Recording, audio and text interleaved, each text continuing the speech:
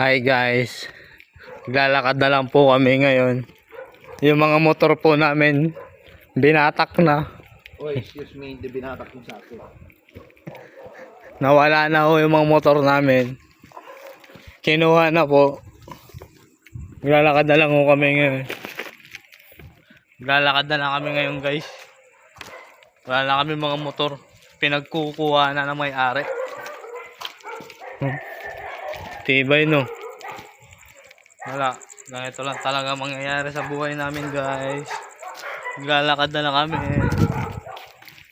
Oh, di ba? Lakad-lakad din guys pag may time. Di ba? Ka nagagalit. Oh guys.